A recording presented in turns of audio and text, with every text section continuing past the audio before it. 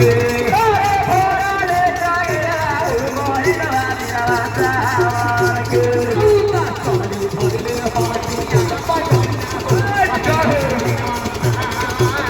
चली भइले हटिया बजरिया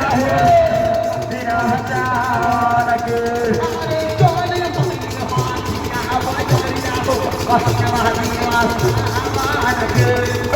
चले भैले हटिया बजरिया हे महीना दिनवा सावन के कहाँ कहलेंगे जाजरी बॉय दूर के हाँ भोला सा स्टेशन के बाजार में तो बॉय हाँ अरे भाई सखी बहतारी ओ गाड़ी हाँ कि जाए मैंने बॉय दूर वाले स्टेशन के बाजार में जाओ स्टेशन के बाजार में नानू से आए आप जल्दी मिला कि जानो ना लागी कहाँ होता ही अरे भाई दिन बा आए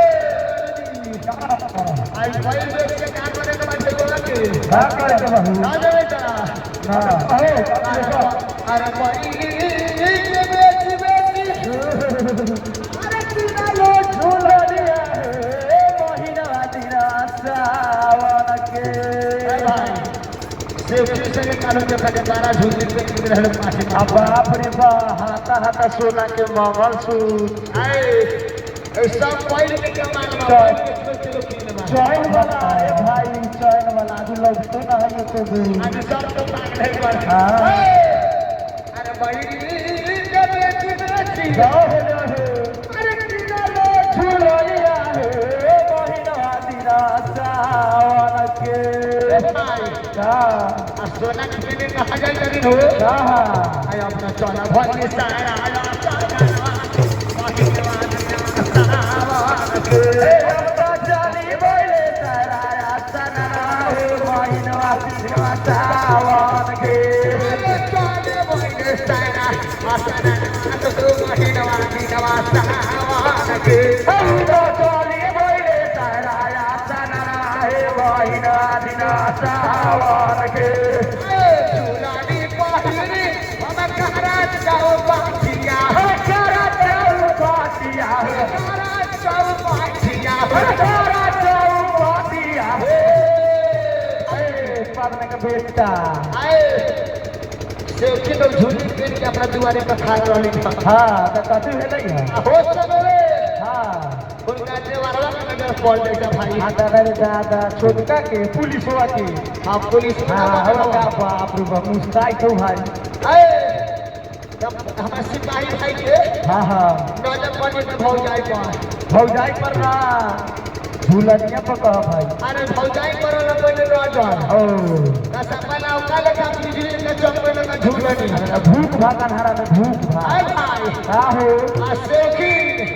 आ भोरे भोरे अपन आंगन घर को है रही धान कैसे बोले का हो कैसे अरे झूलनी पहिरी बाबा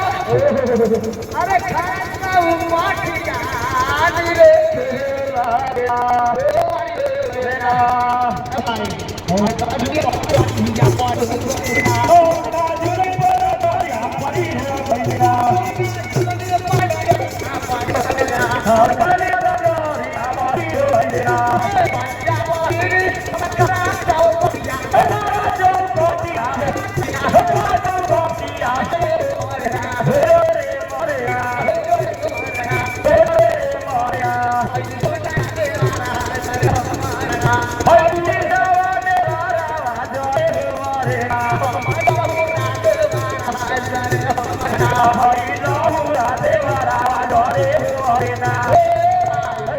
बेटा पसंद करा